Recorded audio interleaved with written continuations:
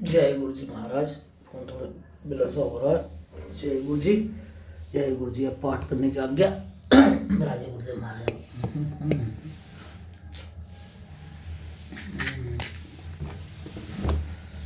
जय गुरु जी की।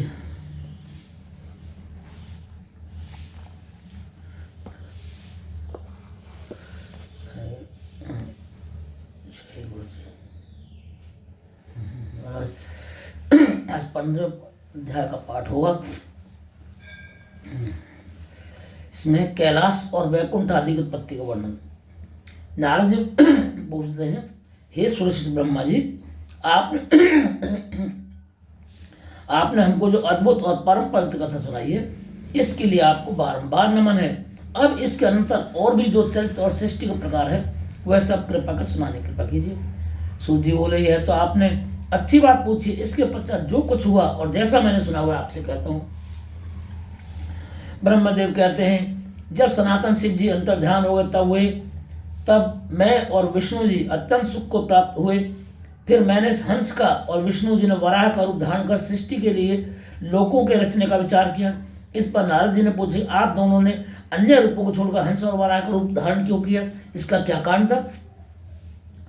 तब सूत जी कहते हैं, तब शिव जी के चरण कमलों को स्मरण कर ब्रह्मा जी बोले, हंस के ऊपर जाने की गति निश्चल होती है और तत्व अतत्व के विभाग में उसे क्षीर वीर जैसा ज्ञान करने की बुद्धि होती है।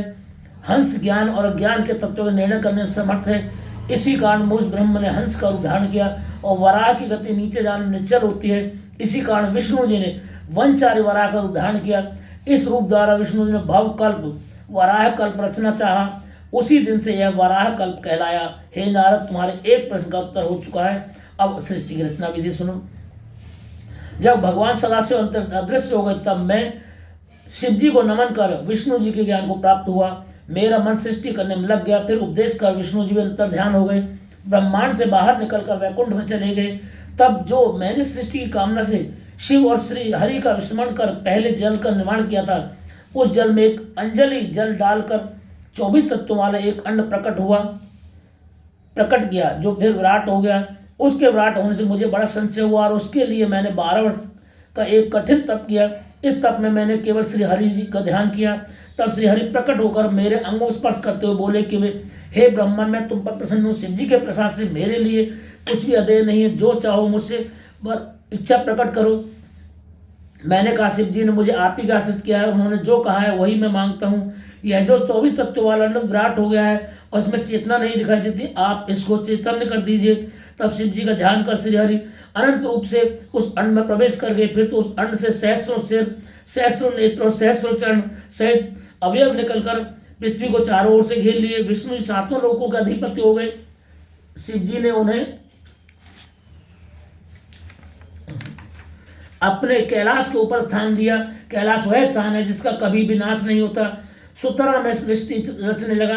तब पहले पाप की सृष्टि उत्पन्न हुई, जिसमें अविद्या और तम की प्रधानता थी। उसमें मैंने स्थावरों की रचना की। फिर मैं मुख्य सृष्टि की रचना के लिए शिव जी का ध्यान करने लगा। तब तिरछे चलने वाले जीव प्रकट हुए। इनसे मुझे संतोष नहीं हुआ। तब मैंने सात्विक देवताओं की सृष्टि की, परंतु इससे भी कार्य साधन नहीं हुआ। अतः मैंने महादेव की आज्ञा से रजोगुण वाले मनुष्यों की सृष्टि की। इस प्रकार जब मेरी 5 प्रकार की सृष्टि हो गई, तब मैंने सर्गों की रचना का विचार किया। तब महत सर्ग, सूक्ष्म भौतिक सर्ग और तीसरा वैकारिक सर्ग उत्पन्न हुआ। फिर वैकारिक सर्ग से प्राकृतिक सृष्टि 8 प्रकार की हुई।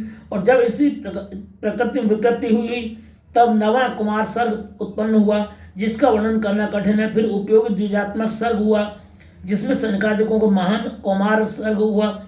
ये सनकादि मेरे मानस पुत्र हुए और जिनमें कि महान वैराग्य संपन्न था। जब मैंने उनसे रचना करने को कहा तो उन्होंने वैराग्य दिखाया। इससे मुझे अत्यंत क्रोध आया, यहाँ तक कि मेरे नेत्र से आंसू की बूंदें टपकने लगी। तब श्री हरि ने आकर मुझे समझाया कि शिव जी का तप करो। मैंने बड़ा तप किया। तब मेरे हों नासिका के मध्य से त्रिमूर्ति अर्धनारीश्वर महेश्वर, अपने पूर्ण अंश से सबके ईश्वर, अजन्मा तेज की राशि, साक्षात उमापति के सर्वज्ञ, सबके कर्ता नील लोहित नाम वाले महादेव प्रकट हुए। उन्हें देखकर मैं प्रसन्न हुआ और कहा कि अब आप भी अनेक प्रकार की सृष्टि कीजिए। तब वे देव देवेश्वर महादेव अपने ही तुल्य बहुत से रूप सृष्टि करने लगे।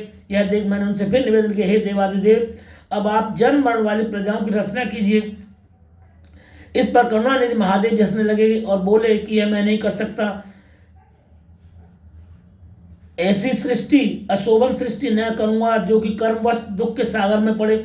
मैं तो दुखियों का उद्धारक हूँ और उनको अच्छी तरह गुरु मूर्ति के द्वारा ज्ञान प्राप्त कराता हूँ। अतः दुख रूप वाली प्रजा का निर्माण आप ही कीजिए। मेरी आज्ञा से तुम माया की बाधा नहीं होगी। ब्रह्मा जी ने कहा कि ऐसा कह दो। नीलोहित भगवान सदाशिव शीघ्र अंतर्धान हो। बोलो शिव शंकर भगवान की जय। हर हर महादेव। गुरु महाराज इस पाठ के श्रवण करने वालों को सभी को सद्बुद्धि सद्ज्ञान की प्राप्ति हो, धर्म कर्म में लीन रहें और उनके जो भी कष्ट क्लेश हैं सारे कष्ट क्लेशों को नाश हो, ऐसी कृपा करें, आशीर्वाद दें और अब हमें मंत्र जान के आज्ञा प्रदान करें। जय गुरु जी।